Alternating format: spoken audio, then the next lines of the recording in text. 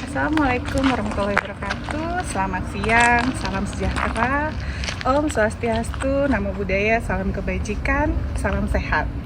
Perkenalkan, saya Nurse I Gusti Ayu Putu Desi Rohana, Skep, Mkep, SPKEPKOM, selaku dosen pengampu mata kuliah keperawatan keluarga, program studi D3 keperawatan, kampus Batu Raja, Poltekkes, Kemenkes Palembang. Video ini dibuat sebagai salah satu persyaratan pengajuan sertifikasi dosen tahun 2026 dalam unjuk kerja Tridharma Perguruan Tinggi, PDD, UTKT, PT, bidang pengajaran. Mata kuliah yang akan saya simulasikan pada kesempatan kali ini adalah keperawatan keluarga dengan submateri pengajaran konsep dasar keperawatan keluarga. Mata kuliah keperawatan keluarga merupakan mata kuliah yang berbobot 2 SKS, terdiri atas 1 SKS teori dan 1 SKS praktek laboratorium yang membekali mahasiswa dengan pengetahuan, keterampilan, dan sikap profesional dalam memberikan asuhan keperawatan kepada keluarga melalui pendekatan proses keperawatan. Keunggulan program studi, mata kuliah ini juga mengintegrasikan konsep keperawatan kanker, khususnya peran keluarga dalam mendukung perawatan pasien kanker di rumah, manajemen gejala, edukasi kemoterapi, dukungan psikososial, perawatan paliatif, dan upaya peningkatan kualitas hidup pada pasien kanker. Metode pembelajaran pada kuliah ini dirancang menggunakan pendekatan student-centered learning melalui berbagai strategi pembelajaran seperti ceramah interaktif, small group discussion, case-based learning, problem-based learning, simulasi, role play, praktek laboratorium, serta praktek asuhan keperawatan keluarga. Pendekatan tersebut diharapkan mampu mengembangkan kemampuan berpikir kritis, komunikasi terapeutik, keterampilan klinis, dan kolaborasi serta profesionalisme mahasiswa. Pada simulasi ini, fokus pembelajaran yang akan disampaikan kepada mahasiswa yaitu mampu menerapkan proses keperawatan keluarga dalam pengambilan keputusan klinis secara profesional. Kemampuan yang ditargetkan adalah mengenal konsep keluarga, melakukan pengkajian keperawatan keluarga secara sistematis untuk memetakan masalah keperawatan. Materi yang akan dipelajari meliputi definisi keluarga, prinsip bekerja merawat keluarga, struktur, fungsi, tugas perawatan kesehatan, dan tahap perkembangan keluarga yang akan membekali kemampuan mahasiswa dalam menggali masalah keluarga ketika melaksanakan pengkajian keperawatan keluarga. Selain itu, mahasiswa juga akan diberikan materi peran perawat ketika melakukan asuhan keperawatan bersama dengan keluarga. Melalui pembelajaran ini, mahasiswa diharapkan mampu memahami konsep keluarga, mampu melakukan pengkajian keperawatan keluarga secara sistematis, mengidentifikasi masalah keperawatan secara tepat, serta memiliki bekal yang kuat untuk memberikan asuhan keperawatan secara profesional dan berpusat pada kebutuhan keluarga. Demikian pengantar pembelajaran ini. Selanjutnya, selamat menyaksikan simulasi pembelajaran berikut. Ya. Assalamualaikum warahmatullahi wabarakatuh. Waalaikumsalam warahmatullahi wabarakatuh. Ya, hari ini kita ketemu lagi ya. Kita akan belajar tentang konsep dasar keperawatan keluarga di pertemuan kali ini. Sebelum kita masuk ke dalam materi konsep dasar keperawatan keluarga ini, kita exercise dulu ya, supaya pembelajaran ini bisa lebih masuk ya, supaya kalian bisa lebih konsentrasi dari mulai awal sampai akhir pembelajaran nanti. Yuk semuanya berdiri dulu yuk. Ya, jadi untuk melatih konsentrasi itu harus sesuai antara telinga, mata, dan aktivitas ekstremitas ya. Ya, jadi kalian perhatikan gerakan dan apa yang saya ucapkan. Yang kalian ikuti adalah yang saya ucapkan. Kalian pernah dengar lagu Kepala Pundak Lutut kaki, lutut kaki? Pernah. Ya, kita lakukan yuk. Kepala, pundak, kaki, lutut, kepala.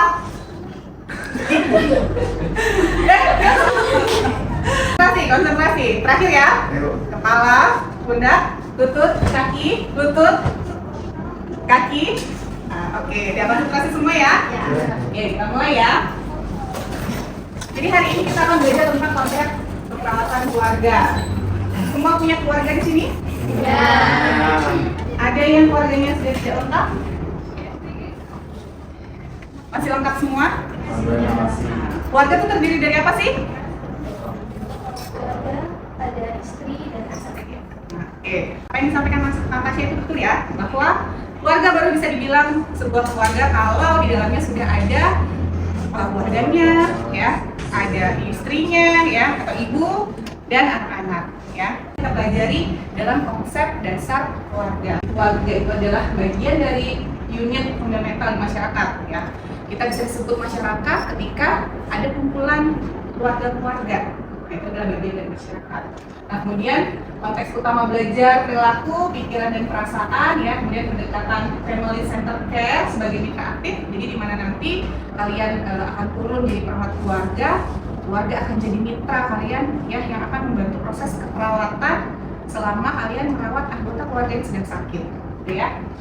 Kemudian tujuannya adalah supaya kalian memahami konsep dasar, struktur, fungsi dan peran perawat, ya. Jadi kita harus bekerja dengan keluarga saat melakukan proses asuhan perawatan keluarga karena yang pertama adalah masalah anggota keluarga itu adalah masalah dari salah satu anggota keluarga yang sakit akan jadi masalah seluruh anggota keluarga. Benar nggak? Benar. Nah, misal kalau ibu sedang sakit di rumah, kira-kira berefek nggak buat kalian anggota keluarga? Kenapa kira-kira? Tangan ya. Ya. Ketika ibu saya kemarin sakit, ibu tidak ada yang berberes rumah, ibu. Jadi rumahnya kotor, ibu. Oke. Ada yang hilang ya. Biasa rumah bersih jadi kotor. Ada lagi yang lain? Saya Bu, Ya. tidak ada makanan di rumah Bu, tidak ada yang masak. Nah, tidak ada yang masak. Biasanya datang pulang kuliah udah langsung lempar tas, ambil nasi, ya kan? Ini ibu sakit nggak ada yang menyediain makanan. Nah, itulah ya. Jadi satu aja anggota keluarga yang mengalami sakit, pasti anggota keluarga lainnya merasakan efeknya. Ya, itulah kenapa ketika kita turun jadi perawat keluarga, maka anggota keluarga yang menjadi support sistem atau memberi dukungan akan kita ajak kerjasama untuk melakukan proses keperawatan keluarga itu sendiri. Ya. Kemudian peran keluarga dalam perawatan itu sangat penting, ya. Jadi tadi kalau ada anggota keluarga yang sakit yang biasanya dia adalah yang menyokong ya kegiatan yang terjadi pada keluarga, kemudian dia sakit. Nah, pasti kan kacau ya kegiatan yang terjadi di keluarga itu nantinya.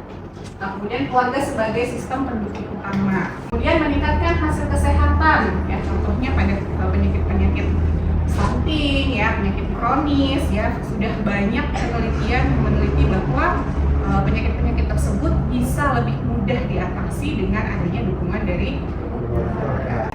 Jadi dalam mempelajari konsep dasar keperawatan keluarga, kita harus tahu yang namanya struktur dan tipe keluarga. Di mana dalam keluarga itu ada struktur dan ciri-ciri keluarga. Ya, keluarga itu terorganisir dengan peran dan tanggung jawab yang jelas. Ya, jadi sebuah kumpulan individu dalam tempat tinggal yang sama baru bisa disebut keluarga kalau dia sudah memiliki organisasi, ya ada jenjangnya, ada perannya, ada orang tua, ada anak, ya. Kemudian mungkin ada yang lebih dituakan lagi ya, kakek ada nenek gitu ya. Nah, semua punya perannya masing-masing, ya. Kalau ada anggota keluarga yang tidak punya peran, nah pasti sudah ada yang akan terganggu di dalamnya, strukturnya paling tidak akan terganggu, ya. Nah, struktur berdasarkan silsilah, ya itu dibagi menjadi beberapa kategori, ya. Kalau kita lihat dari kesukuan, ada kan yang kepala keluarganya dari pihak laki-lakinya, tapi ada juga suku yang kepala keluarganya ternyata dari ibu, dari pihak perempuannya, gitu ya. Kalau yang kepala keluarganya adalah dari pihak laki-laki, itu biasanya disebut patrilineal, ya.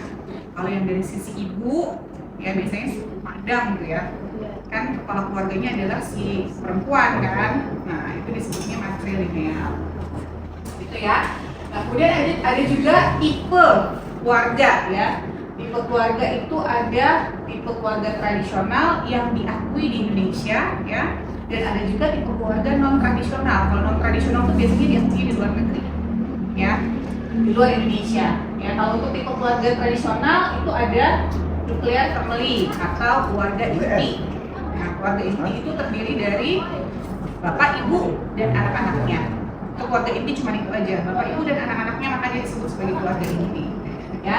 Ada extended family. Extended family itu adalah keluarga besar ya. Biasanya keluarga besar itu terdiri dari bapak, ibu, dan anak-anaknya serta anggota keluarga lain di luar keluarga inti. Misalnya ada neneknya yang tinggal di situ, atau ada adik bapaknya atau adik ibunya yang tinggal di situ ya, om tante ya, atau paman bibi gitu ya, yang tinggal di rumah itu. Nah, itu disebut sebagai extended family ya. Ada single parent juga. Kalau single parent salah satu orang tuanya bisa jadi meninggal, bisa jadi karena adanya perceraian gitu ya. Nah kemudian keluarga usila atau keluarga dengan usia lanjut ya, biasanya tinggal serumah itu cuman ada kakek nenek atau bapak ibu atau suami istri yang sudah ditinggal anak-anaknya memiliki keluarga baru ya. Anak-anaknya udah dewasa, udah nikah semua nih dan punya rumahnya masing-masing, jadi tinggal berdua nih si kakek nenek di rumah itu dalam usia lanjut. Usia lanjut berarti usia berapa? 60 tahun ke atas. Oke. Ya, sementara kalau tipe keluarga tradisional itu banyak banget ya. Dan karena itu yang diakui di luar negeri, biasanya aneh-aneh tuh ya. Misalnya keluarga yang terbentuk dari pasangan sesama jenis. Tuh ya. Kemudian gay atau lesbian family gitu ya. Nah, selain struktur dan peran di keluarga, juga ada yang namanya fungsi ya. Keluarga yang baik ketika 5 fungsi ini berlaku dan berjalan di keluarga tersebut ya. Yang pertama adalah fungsi afektif. Fungsi afektif itu adalah fungsi di mana keluarga itu akan memunculkan rasa cinta, kasih sayang ya, keamanan ya. Jadi terbentuk dari pola asuh ya, pola asuh dan keterikatan anggota keluarga satu dengan lainnya. Kemudian ada fungsi reproduksi ya. Kalau fungsi reproduksi itu berfokus pada meneruskan keturunan ya. Kemudian selanjutnya fungsi ekonomi. Kalau fungsi ekonomi itu berfokus pada kemampuan keluarga itu memenuhi sandang, pangan, dan papan ya. Jadi berapa pendapatannya, cukup atau tidak. Kalau tidak cukup, dapat lagi tambahan pendapatan dari mana gitu. Nah kemudian fungsi sosialisasi ya. Jadi kalau fungsi sosialisasi ini dimana keluarga berperan untuk melatih ya setiap anggota keluarganya mampu melakukan sosialisasi dengan orang sekitarnya ya, mengajarkan nilai-nilai, mengajarkan norma ya, supaya dia bisa diterima di masyarakat. Pernah nggak diajarin sama orang tuanya kalau ketemu sama yang lebih tua kayak gimana sikapnya? Sopan. Cara diajarkan nggak kalian bagaimana cara menyapa orang yang lebih tua? Nah, kalau mau lewat di depan orang yang lebih tua, diajarkan nggak caranya? Nah, itu termasuk dalam pelaksanaan fungsi sosial dalam keluarga. Jadi, kalau fungsi sosial itu dilakukan dalam keluarga, pasti anaknya punya nilai sopan, santun, ya adab yang baik. Tapi kalau kita lihat nih, teman saya nih ya, kalau dateng sanang-sonong gitu kan, kalau nyapa orang woi gitu kan, nah jangan-jangan fungsi sosialisasinya tidak diajarkan di keluarganya ya. Yang terakhir adalah fungsi perawatan kesehatan. Nah ini yang akan jadi aspek yang kalian kaji sangat dalam nanti ketika kalian melakukan asuhan keperawatan keluarga ya. Karena apa? Kita baru tahu ya mau memberikan asuhan keperawatan seperti apa pada keluarga binaan kita nanti dari sini, dari hasil pengkajian kita ini ya. Sejauh mana sih keluarga itu tahu, mau, dan mampu merawat anggota keluarga yang sedang sakit gitu ya. Itu harus kita kaji dulu. Kalau dia belum tahu, maka kita kasih informasi dulu supaya dia tahu ya. Kalau dia sudah tahu tapi masih sebagian, kita lengkapin dulu pengetahuannya supaya lengkap, gitu ya. Tapi kalau dia sudah tahu tentang masalah kesehatan yang ada di keluarganya, maka kita latih dia supaya dia mau dan mampu, gitu ya. Misal ada keluarga dengan penyakit, anggota keluarga yang berpenyakit hipertensi, ya kita harus kaji dulu tuh, dia tahu nggak sih tentang hipertensi itu apa, tanda dan gejalanya, komplikasinya, cara perawatannya, ya. Kalau dia belum tahu, maka kita kasih tahu dulu, karena anggota keluarga baru bisa merawat anggota keluarganya yang sakit kalau dia tahu bagaimana cara merawatnya, gitu kan? Jadi kita kasih tahu dulu, ya. Tapi kalau dia udah tahu nih, ya, tapi belum bisa melakukan, maka kita latih, ya. Jadi turunan dari fungsi perawatan kesehatan itu ada yang disebut sebagai 5 tugas perawatan kesehatan keluarga. Ya, tugas yang pertama itu adalah keluarga harus tahu bagaimana cara merawat anggota keluarganya yang sakit, ya. Dengan dia tahu penyakitnya itu apa, tanda dan gejalanya, tadi ya komplikasi dan lain-lain, gitu ya. Kemudian tugas yang kedua adalah keluarga harus mampu mengambil keputusan, ya, tentang keluarganya yang sedang mengalami kesakitan, ya. Jadi kadang-kadang ada di Indonesia fenomenanya, dia tahu anggota keluarganya tuh tensinya selalu tinggi, ya. Tapi dia bilang nggak apa-apa lah, itu hal yang biasa, memang selalu tinggi tensinya, tapi nggak ada yang dia keluhkan kok, paling istirahat hilang.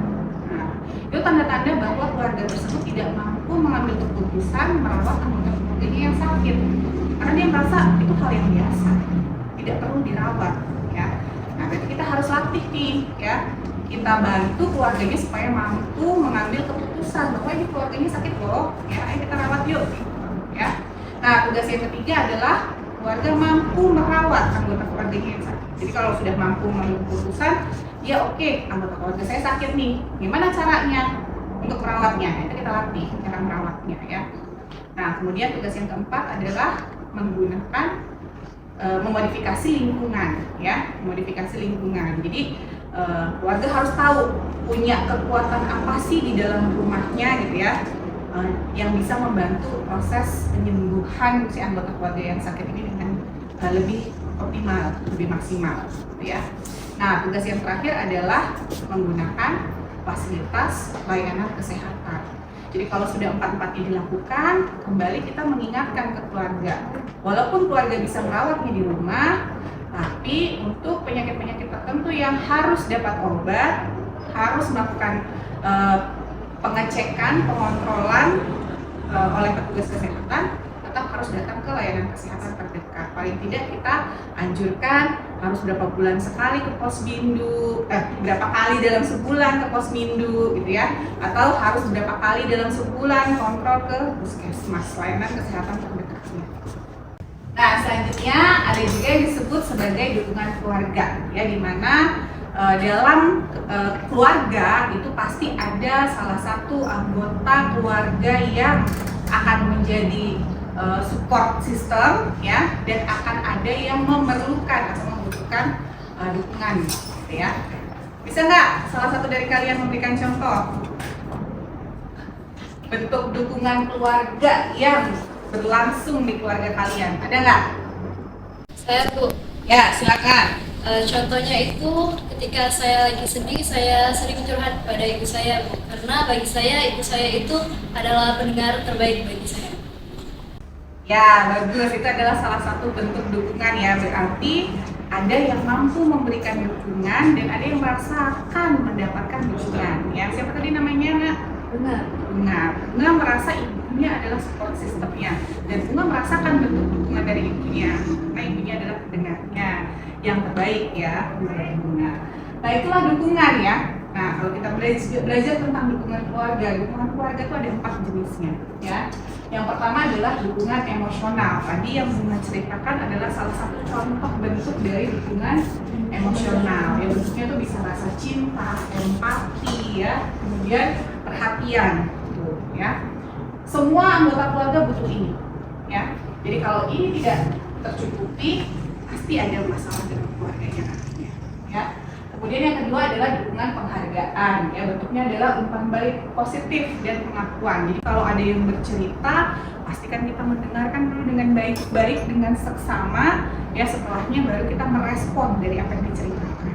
Ya dengan kita merespon itu, orang lain akan merasakan mendapatkan dukungan dari kita, dukungan penghargaan. Oh berarti dia dengerin ya apa yang aku sampaikan. Oh berarti dia mau ngebantu ya, ngasih saran gitu ya. Seperti itu. Nah kemudian yang ketiga adalah dukungan instrumental ya. Kalau dukungan instrumental itu lebih ke bantuan nyata bentuknya ya. Tadi kalau dia habis cerita lagi buntu nih, nggak punya uang lagi gitu ya. Oh kalau gitu kita kerja aja jualan ini, itu saran kan. Tapi kalau instrumental, ya udah nih aku pinjemin uang. Nah itu instrumental, bentuknya lebih nyata ya, bisa langsung didapatkan. Nah yang keempat, dukungan yang terakhir adalah dukungan informasional ya. Nah di konsep keperawatan keluarga itu juga ada yang namanya tahap perkembangan keluarga, di mana tahap perkembangan keluarga itu ada 8 komponen ya. Jadi ada 8 tahapan saat kalian berkeluarga nanti ya. Dimulai dari tahap yang pertama yaitu keluarga baru menikah. Jadi kalau kalian mau membuat keluarga baru nantinya ya, itu dimulai dari tahap keluarga baru menikah. Harus menikah dulu baru mengakui bahwa kalian punya keluarga baru ya. Kalau sekarang kan masih jadi bagian ya dari keluarga bapak ibu kalian kan. Nah, di mana keluarga baru menikah itu punya yang namanya tugas, fungsi ya. Biasanya keluarga baru menikah itu masih berfokus pada tugas membina hubungan intim ya, karena dia mau melaksanakan fungsi reproduksinya tuh tadi ya, punya keturunan, kemudian merencanakan anak ya, jadi masih berfokus di situ ya. Perkembangan yang keenam yaitu melepas anak dewasa. Nah, kalau dia melepas anak dewasa tuh anggota keluarganya sudah ada yang dinikahkan berarti ya. Tugasnya adalah memperluas jaringan keluarga dan membantu anak sendiri. Ya, biasanya anaknya sudah menikah salah satu ya. Anak pertama biasanya sudah menikah ya. Nah, tugasnya keluarga tinggal mensupport tuh ya dari jauh. Membiarkan anak itu keluar dari rumah, membuat keluarga baru, memastikan dia mencukupi dan mampu hidup secara mandiri. Gitu ya. Setelah saya menyampaikan materi peran perawat dalam keperawatan keluarga ini, ada yang mau ditanyakan dulu nggak? Saya Bu. Ya, silakan. Izin nanya Ibu, tadi Erik tadi Bu tertarik di bagian pas dukungan keluarga tadi Bu. Itu Ibu ketika di salah satu dukungan itu ada yang tidak terpenuhi, itu bisa mengakibatkan apa itu?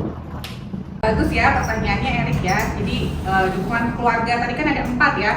Kalau salah satunya tidak terpenuhi atau tidak bisa, tidak mampu diberikan oleh anggota keluarga, dan sementara anggota keluarga lain membutuhkan. Nah, kira-kira apa sih yang akan terjadi ya?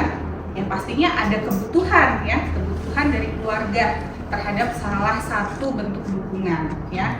Nah, disitulah kita harus mengkaji ya. Ini kemampuan perawat nih nanti saat melakukan pengkajian harus mampu tuh menemukan itu, karena ketika kita melakukan pengkajian ke keluarga binaan, belum tentu keluarga binaannya mau cerita loh.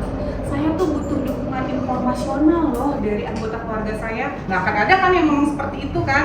Tapi dari ceritanya dia, kita ulik ya, kita gali terus sampai oh ternyata keluarga ini kurang dukungan kasih sayang nih ya. Kasih sayang tadi apa tuh? Nah, dukungan emosionalnya kan ya. Itu justru yang harus kita temukan saat melakukan pengkajian perawatan keluarga. Karena apa? Dari situ nanti kita mulai bisa menyusun intervensi apa sih yang cocok diberikan, dan kayak gimana kita membangun sumber daya yang ada di dalam keluarga supaya dukungan itu bisa dimunculkan gitu. Oke, karena semua materi sudah saya sampaikan, maka kita langsung refleksi ke soal kasus. Silakan dicerna narasi soal kasus 2 ya. Pertanyaan nomor 1, identifikasi tipe keluarga dari kasus di atas. Ada yang mau menjawab? Saya Ibu. Ya, silakan. Baik, izin menjawab. Tipe keluarga dari keluarga Bapak A ini keluarga extended atau keluarga besar Ibu. Karena terdiri dari Bapak A sendiri, tinggal bersama istri serta ibu mertuanya. Ya, betul ya. Jadi ini adalah extended family atau keluarga besar. Karena apa nih? Karena ada ibu mertua. Kalau tidak ada ibu mertua maka keluarga inti. Ya. Oke, soal yang kedua. Analisis masalah berdasarkan tugas kesehatan keluarga. Mau menjawab? Izin menjawab Ibu. Ya, silakan. Analisis masalah berdasarkan tugas kesehatan keluarga itu yang pertama itu tugas yang pertama itu mengenal masalah kesehatan. Dikatakan belum sepenuhnya mengenal masalah kesehatan yang mereka hadapi terhadap Bapak A. Kemudian tugas kedua itu membuat keputusan tindakan yang tepat. Bapak A itu belum mampu membuat keputusan yang tepat terkait penanganan masalah kesehatan yang dialaminya. Ya, betul ya apa yang tadi disampaikan. Nah, ya karena kasus sudah bisa kalian pahami. Nah, sekarang saya akan menampilkan video simulasi kondisi ya keluarga yang ada di Indonesia. Silahkan kalian perhatikan videonya. Setelah ini saya minta perwakilan dari kalian untuk melakukan reaksi. Kira-kira tugas, fungsi, struktur keluarga seperti apa sih yang bisa kalian ceritakan dari hasil menonton video ini? Ya, silakan disaksikan.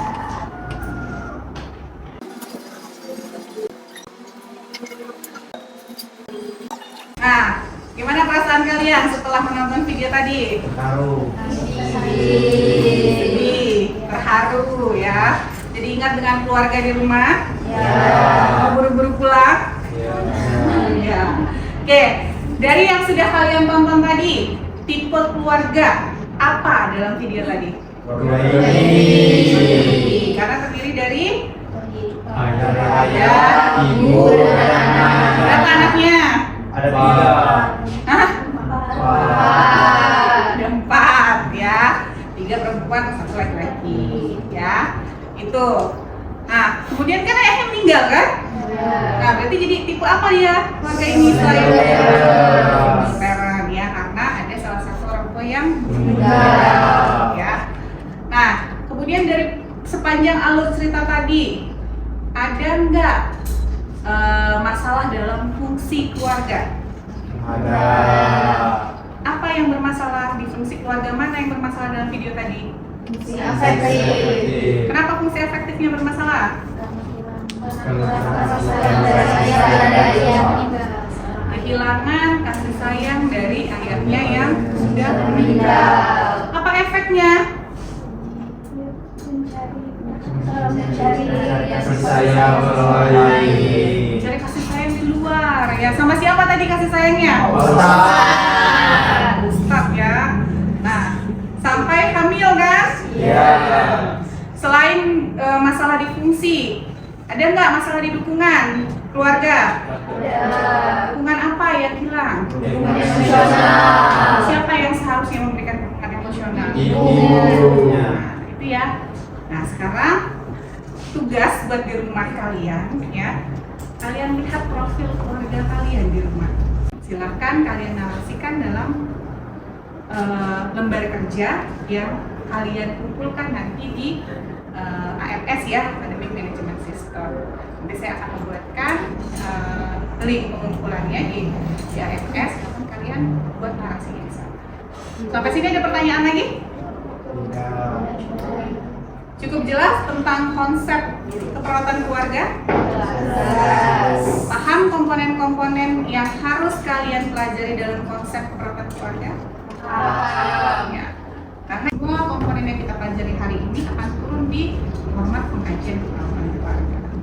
Oke, kalau tidak ada lagi pertanyaan, saya akhiri pertemuan kita hari ini. Silakan kalian lanjut mengerjakan penugasan di LMS ya, di AMS kalian masing-masing. Selamat siang semuanya. Siang.